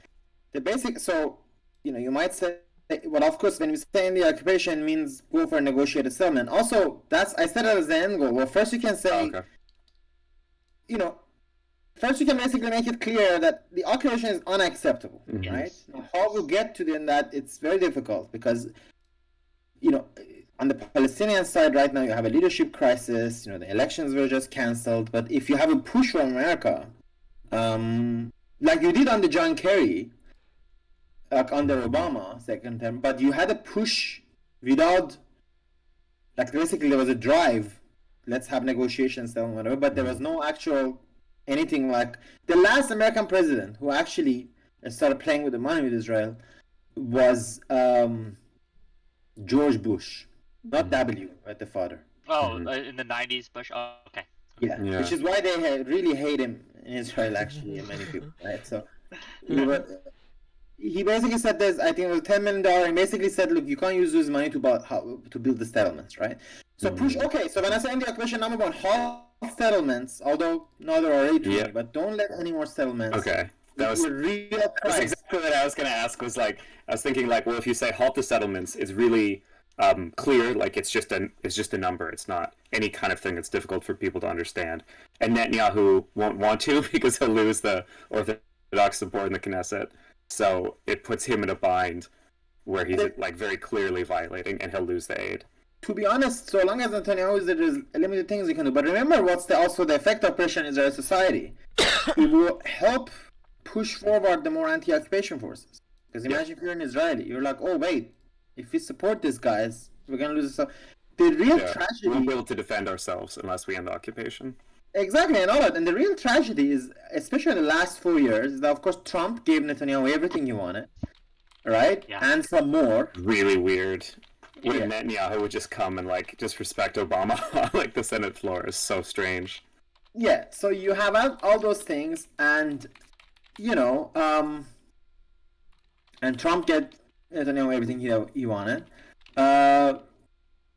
So of course, why if you're Jewish Israeli, you basically it helped the extremists because they're like, oh, we can get away with everything we want, and you can have a moral justification for it. Unfortunately, there are racist ideas and sort of exclusionary expansionist ideas ripe in Israel. Now you have outright fascists in the Israeli parliament, in the form of the religious Zionist party, and I don't use this term lightly.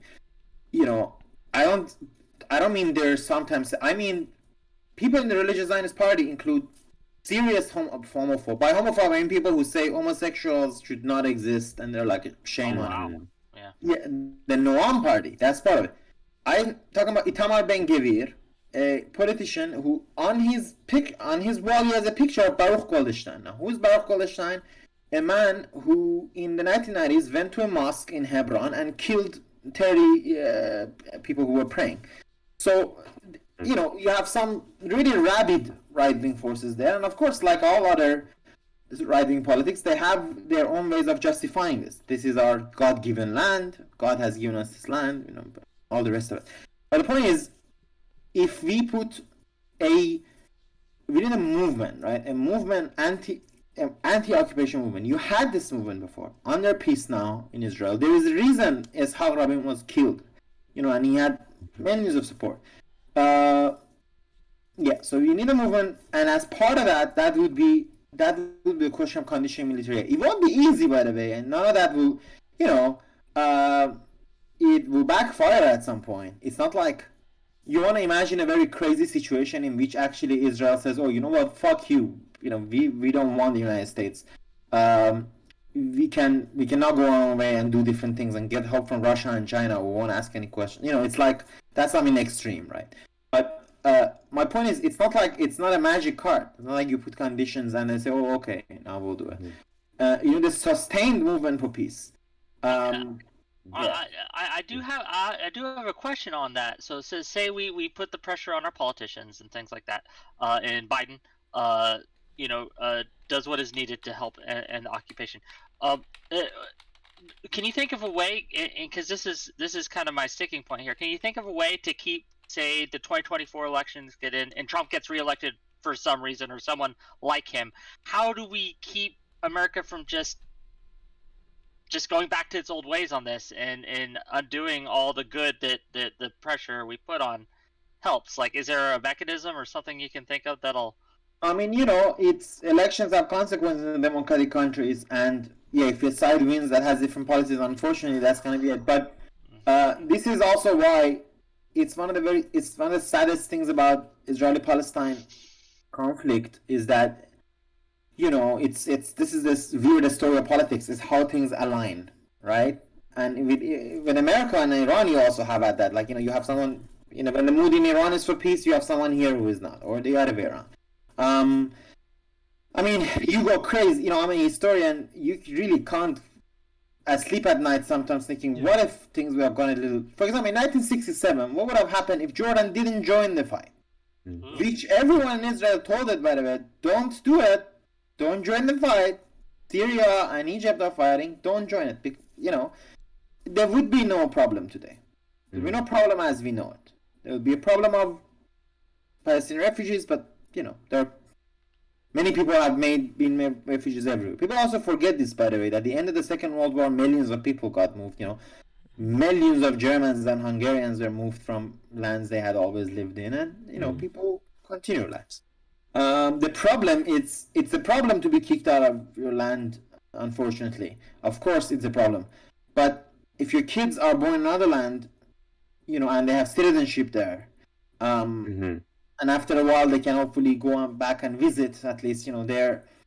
It's not like everyone just wants to, live where their great grandparents lived, right? That it's not like, anyways. You know what I mean? So my point is, it's always over time instead of escalate. Yeah. Yeah, if they can settle, yeah. Yeah. So I think the point is to have the problem we have, this is the really sad part, and it's really, I'm very glad we have this sort of, we have had a good chat here, and I have got good reactions to the article, right? But the real problem is that, there's a big, I get a lot of I'm someone who opposes the occupation and all that, but I get a lot of hate just because I say you should be anti-Israel, and I'm not alone, Sure.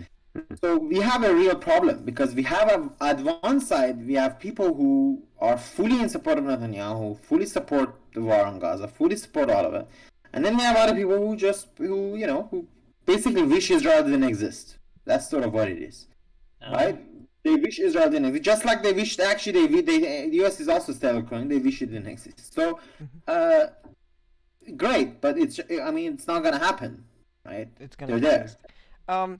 I wanted to ask yet. I remember in your tweet, you said if you don't see Iran in this conflict, then you must be blind or willfully ignorant or something. Have we spoken yet about Iran's involvement?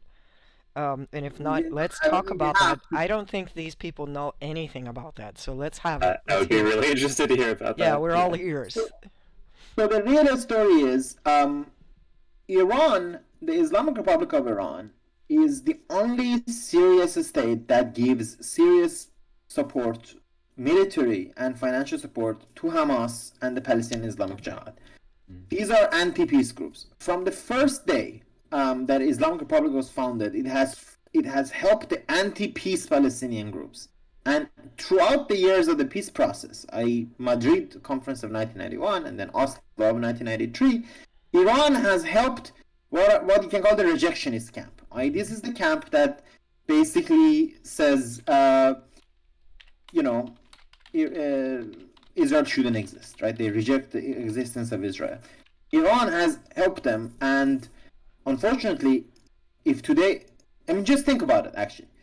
If Hamas hadn't started raining rockets on Israel, the world was in so much sympathy with the Palestinian movement in Jerusalem and a civic movement, and had the movement continued, people are so stupid who don't see that, frankly, honestly. I just get, what defense could Israel have if they had said these are Palestinian citizens, fighting, Palestinian people fighting for their homes, fighting for their rights in East Jerusalem, versus saying, well, we're faced with a terrorist organization, everyone's acting as terrorists, and they're raining rockets on Israeli cities, as Hamas does. Now, where does Hamas get its rocket? Iran. Which state Iran is the only state in the world that fights Israel like this. Only one. They used to be many, they're all gone. No one really fights Israel like this anymore. They don't have relations with many states, but Iran is the only one that really takes the fight to Israel. in this way and gives support to terrorist groups both in Gaza and in Lebanon. So is Iran doing this for ideological reasons, or do you think they have a more geopolitical kind of reason for supporting Hamas and anti-Israel, anti-peace kind of movements? It's both. Oh, Yeah, so it's a good question. Well, that's exactly sort of, that's sort of what my book is about in a sense, and the whole question around. Look, so it's basically the Islamic Republic uses this anti-Israel hatred as a way to organize its neighbors, but it also uses it to push the power of this Iranian regime, right? The Iranian people, on the other hand, let me just say, the Iranian people are basically sick of their resources being used to help terrorist groups in the Arab world. That's basically this. And frankly, it would be it's really funny because, Vox on Twitter think I'm like anti-Israel or whatever. But the Iranian standards, I'll be very on the pro-Palestinian extreme almost, frankly. Unfortunately, in Iran, because there's so much opposition to the government, they just hate any... also, Iranians ask themselves, Hamas and Islamic Jihad get those rockets, we don't have money to eat. Iran is in the worst economic conditions it's long been. People have nothing to eat. People have to live under those conditions. And they give the money for rockets to these people. We don't want this. What's our fight with Israel? Iranians will ask themselves. Actually, okay, you know what? Palestinians is very sad. We should support them. But what's our fight with Israel? We don't have a fight with Israel. Mm-hmm. We had good relations with Israel for many years. In the Iran-Iraq war, I'm not sure if you guys were here. I talk about how I was born in the middle of this war, and my mom was... Do you know who helped Iran in that war? Israel. It helped the Islamic Republic of Iran. Do you know who helped Saddam? The PLO, Palestinian Liberation Organization. And I don't think, this doesn't mean we should be anti-Palestinians, but we should, we have no fights with Israel. What problem does Iran have with Israel? Yeah, there's no reason for Iran to fight with Israel, right? It's not a problem. Is there something I could ask actually? Because I was thinking about like another kind of angle to this. I laughed for a moment because out of kind of pain, thinking about like, oh, it would be great like if there's things we could do in America to help influence and bolster the people who are fighting against using this aid in Iran. It's like, oh shoot, and of course like Trump just torpedoed the nuclear deal. But like, is there any chance that you think that the Iranians would be feel any trust to be able to start a new nuclear treaty to end sanctions, and then like not make it contingent, but try to push to support like not giving aid to Hamas in Iran as part of that treaty, but not contingent? It's interesting that you said so. So number one, there's right now negotiations going on in Vienna for the resumption of the Iran deal. So for America's re-entry to the JCPOA, also known as the Iran deal, which was signed in Vienna in 2015. So right now in Vienna, there are conversations, and I hope Iran has now, there are different complex politics to this. Iran has a presidential elections in less than a month. Very restricted presidential elections. Almost no one's allowed to run. Khamenei, the supreme leader, runs the politics there. Now, excellent point, because Iran says it won't talk about its supports to groups, but effectively, of course, it's part of it in very complicated ways. But I'm in support of diplomacy with Iran, and I'm in support of the Iran deal. And, I believe the more ties that there are between countries, the opponents of this say, oh, if Iran gets the deal, it gets money, and they will use this money on Hamas and all that. Of course, that is partially true. I mean, if Iran gets more money, it can use it for these purposes. But, leverage is a funny thing. People love this word, leverage. And like Trump supposedly has great leverage, because of the sanctions. But, imagine the three of us here, right? So, I can come and stop your income. I can stop water from your house. This is one form of leverage, right? So I say but what if you and I do business together, right? So their vote. it's also true with the Abraham Accords. That's the big leverage, right? If you want to open a place together, and if I know, oh, you know what, maybe I don't like Socrates, but if I broke this off, I mean, we're making money together. You know, we have business together. He will, you know, I'll lose all the money, he'll lose all the money, so we have an interest to go on. You know, so this is also true with Abraham Accords, by the way. UAE, if UAE ends up investing billions of dollars in Israel, that's leverage. Yeah, it's huge leverage. Yeah. Right? That's huge leverage. I mean, it's, you know, it's what BDSers don't understand, because they say, oh, this you know, divestment or whatever. But it's the same question, by the way, sanctions, right? You know, that's sort of you just saying, you know, people won't hurt their own economic interests for whatever, you know, reasons you think there are. But, you know, they can influence policy, right? Anyways, and when it comes to Israel, that's the thing about, by the way, the question of pressure. Let's be clear about something. You can pressure Israel to withdraw from the Palestinian territories. You can pressure Israel to start peace negotiations. Any sort of pressure you can think about. But you cannot pressure Israel to cease to exist. You know, that makes no sense, right? Yeah. No country's gonna do that. So yeah. I mean, what does it even mean? It's like, oh, so you pressured me, so now I accept to. I mean, I don't know what these people think will happen. You know, dissolve myself and declare a democratic state or whatever. Yeah, like an it's a stupid. It's a stupid idea. So you think that capitalism, good old-fashioned economic, you know, grift may end up being the ultimate peacemaker there when everybody realizes just how much money they're losing eventually? They'll think maybe we should call this off for a while. I hate to, you know, as a Marxist, I hate to advocate for this idea, but I mean, there's definitely truth to it. Yeah. In fact, to be honest, I mean, Trump. Economics is power. Well, Trump was hard. You know, we don't Trump have and to, Jared Kushner. I mean, we don't have to advocate for it to recognize the reality of it. I agree. Trump and Jared Kushner. Yeah. Well, yes. Let's talk about that if you'd like to. We'd all want to talk about that. Go ahead. Well, the deal of the century was stupid, and because, I mean, obviously there was no, you know, the state that offered Palestinians was really Bantustans, like South Africa was like. But the basis of the idea was there's be huge economics in this, and to be honest, no, that is a big part. This is also, look, here's a general conversation on history and politics, you know, Middle East, whatever. People miss this. You know, people think everyone acts there as some sort of a deep sense of identity, and they forget that, look, most people, like all of us here, you know, all of us here, I mean, this is actually a basic Marxist insight, that economic self-interest is very important, right? People want to have jobs, people want to, you know, if Israel wasn't a country with a GDP per capita of like, I don't know, 40,000 or something, it would be a very different conversation. So these are people of a very successful, rich state. You know, it's, so this stuff really matters more than whatever, right? I mean, yeah, it's like, do Americans wake up every morning and think, oh, yeah, what is our national identity? What does it really mean to be an American? I mean, it's like all this talk, like, or do immigrants come here because they love our values? No, they come here because people, I mean, as an immigrant, you know, people migrate because there's opportunity for a better life. And for a better life, it means, let's face it, first of all, economy, right? The first thing, it's actually Marx's oldest insight. The first thing, you know, Marx says in the introduction to critical political economy that you need to have food before you can have religion or have anything, you know.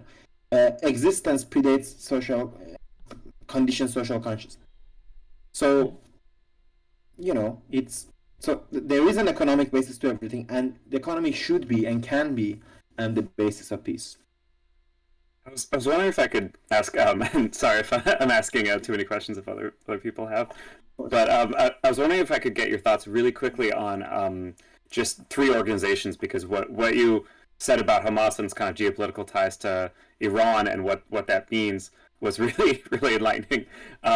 So when it comes to Hamas, when it comes to Hezbollah, and when it comes to the PLO, just your just like very briefly thoughts on like kind of what their role is, like why they may exist as an organization that they do geopolitically, and like kind of what their overall effect is, like working toward peace or against peace. Yeah. So Hezbollah, Hamas, PLO, right? Yeah. Hezbollah. So Hezbollah is an organization based in Hezbollah is an organization created by Iran, planned by Iran, by the Islamic Republic of Iran in 1980. Beginning of the revolution, they created this organization, and it represents the Shias of Lebanon mostly. But effectively, it's a political party slash militia that plays a very negative role in Lebanon. Is a repressive force there, part of a corrupt sort of political system there, and of course, it attacks. It runs missiles on Israel, but effectively, it's an arm of the Iranian state. It's like Iran can shut it off, like you shut off your, bathtub. What do you call it? Yeah. Faucet. Yes. Wow. Faucet. Yeah. On off like Iran that. can really do that. Yeah, it Yeah. really can. Yeah. It gives them all their money. It gives them all their, and there is. Yeah, so that's Hezbollah for you. Of course, this doesn't mean that Hezbollah doesn't have a social base and everything. It does, but as an organization, effectively, Iran sort of controls it. And if it wasn't for Iran, it won't really threaten Israel in any serious way. Now, Hamas is an organization with serious base among Palestinians, in both West Bank and Gaza and across Palestine. Is an Islamist organization, of course. It's rooted in the General Muslim Brotherhood organization. Muslim Brotherhood was an organization founded in Egypt in 1928. But actually, also, Hamas has two wings, if you will. And there is a wing which is basically conservative middle-class businessmen, engineers, that sort of thing. And that would be, ultimately, if there was a peace deal with Israel, it would play ball. But there is a wing that, again, is funded by Iran and gets missiles and military equipment by Iran. And, it's sort of, that's the wing that's doing the attacks and all that. And, so Dan said we're gonna introduce in a second. So, and the PLO, Palestinian Liberation Organization, it's the umbrella organization of the Palestinian movement, of which the main party is Fatah, and this is the one that controls West Bank now under the Palestinian Authority.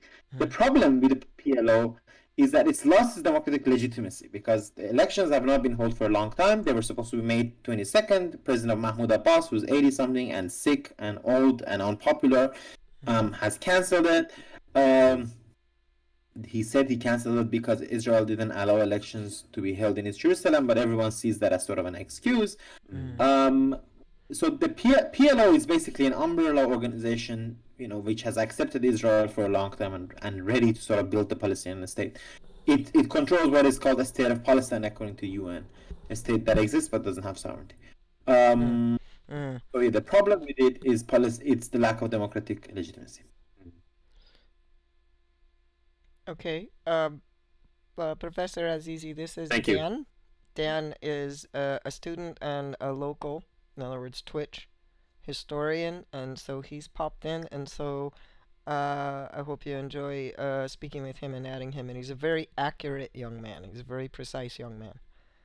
Yeah, I always I've always wanted to speak to you, Arash. It's I've seen your work around for a good while and an Iranian topic, so it's a very well honored opportunity to speak to you. It's great to speak to you, Dan. Wonderful. What kind of history are you interested in? I am a immigration expert. So I study specifically immigration patterns that happened in early medieval times to 1800s United States, where like giving an idea of what people move from certain places and what would drive them economically, socially, to cultural changes that would drive people to drop everything they owe in their own city and move across a very dangerous trail to California, as an example.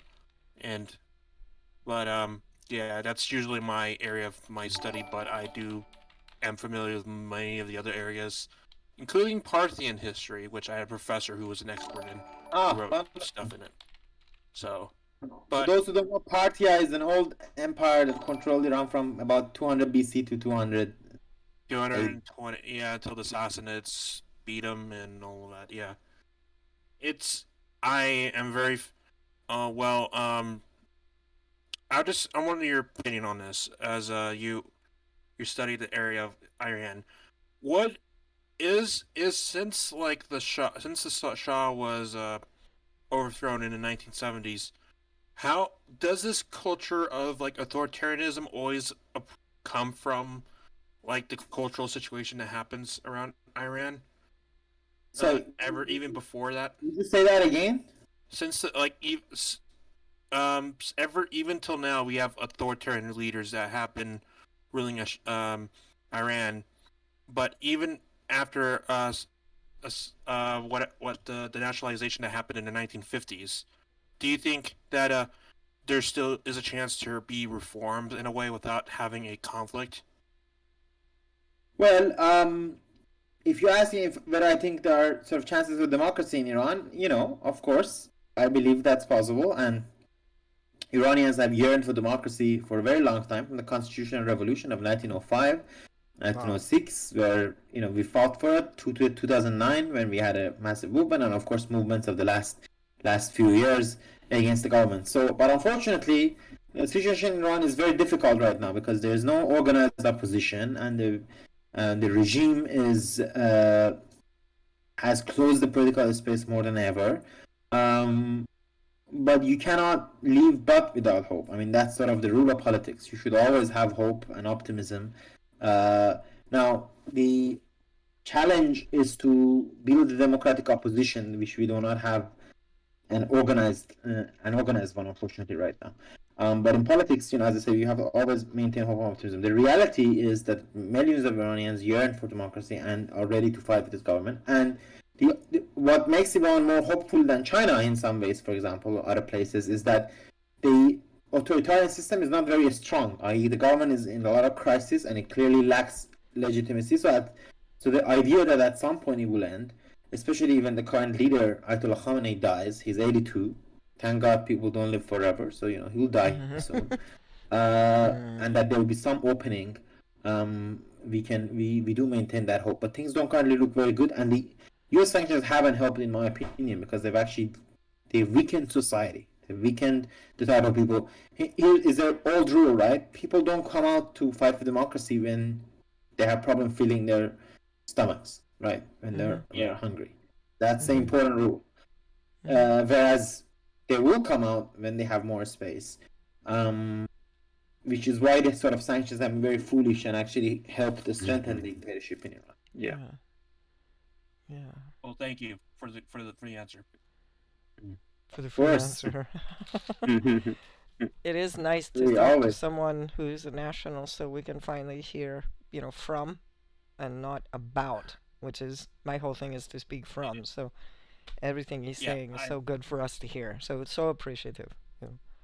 Yeah, I've talked to many other Iranian nationals who came from United States, and they always explain the same many things, that it's a difficult place to live there with many of the controls, and they always tell about like horror stories about their family members being what you call interrogated, sent to that jail where they were taken out and were thought that they're going to be shot in the middle of like that. And I've read also other accounts like Rosewater. If you heard of that book? Of course. Not only have I heard of that book, Maziar Bahari, who that's his life story, is kind of my boss. I mean, I write for Iran. Okay. yeah. I read the whole book. Like I've read the book actually. I haven't still seen the film. Don't tell the boss, but I haven't seen the film. I have not seen the film, but I read the book, and he mentions of like the difficult situation of his family going through all of that, and his emotional like torment of wanting to stay true to things while having a guy who smelled like rosewater beating him almost to death a couple of times. And exactly. I put Iran wire. Oh, I can't enter the chat. Oh. Yeah, you can type. Sorry. Sure. Sorry. Anyway, I couldn't do it. It's complicated because I'm not like whatever. Anyways, but if someone puts iranwire.com, that's the website that Maziar runs, and it has yeah. Very interesting content. We had another content creator. So I gotta go. I gotta go at a few minutes. Yes. Because my girlfriend is not very amused with how long this has I taken. got you. She's already Yeah. going, Yeah, yeah, I I know you're understand. famous, Same but I deal. want dinner. I've got to eat first, right? That's right. We we Yes. would like to thank your girlfriend for allowing you this time, first of all. Um, and we're sure She's listening, I believe, in She's the very other room. generous. she's watching her watch. She's looking at her watch and listening. And clue, clue. Um, okay, So so thank you so everyone. much. Oh Friend. yeah, thank you. Yes, go on. For the chat, we have special guests frequently on this channel. Here's the spiel. We have special guests frequently on this channel, but only if they can speak from experience and they're actually directly involved instead of talking about. We were very, very lucky that Professor Azizi at 2:30 in the morning agreed 2 days ago. Very, very lucky. Those of you who have missed the talk, please watch the VOD. He's given us some recommendations and asked us to take some actions that we can actually take to be involved and to be positive for this. This is why this was so important. It's not the end of the world. We don't have to get doomer. He's given us a whole new positive perspective. So please watch the VOD, take his considerations into action. There's things we can do, folks. We don't have to sit here and be up for the third night in a row. For me, four nights in a row. Ever since it started on Monday, no sleep. So, Professor Azizi, thank you so much. We have your Twitter up. We actually hope to see you again. Anytime you want to Definitely. I'd come love by. to. Anytime you want to come by, and anybody you'd like to bring, I will be happy to host you on the quote virtual couch that we have here. Um, these are your students, in a way, and We're, we don't we're, want to all- keep you. we're learning from each other. We learn from each So other. thank you, Macaulay, and thank you, Socrates, and thank you, Wick, and thank you, Dan. And I hope to see you guys all soon again. Anytime you Thank want, you. come That would in be awesome. and come Yeah, in. thank you Please so come much for back. being here. For talking. That's amazing. Appreciate How it. do you say Okay. we say in Cree Kitwam Kwapamitten. We'll see each other again for alive and well. Kayasco and peace. How do you say that in Persian? Well, let's go with the goodbye for now, which is Try that. goodbye in Persian is beautiful. Yeah, in Persian, goodbye is beautiful. It means it says sort of shall God keep you, which sort of it's very. So we say Khoda Hafiz. Khoda Khoda Hafiz. Hafiz. Khoda Hafiz. Khoda Oh, that is Hafiz. beautiful. Khoda. And may God keep us all. Thank you so much and good night. Beautiful. Thank you, Night. and Good thank you for the night. beautiful. Au revoir. Bye bye. Well, Hafiz.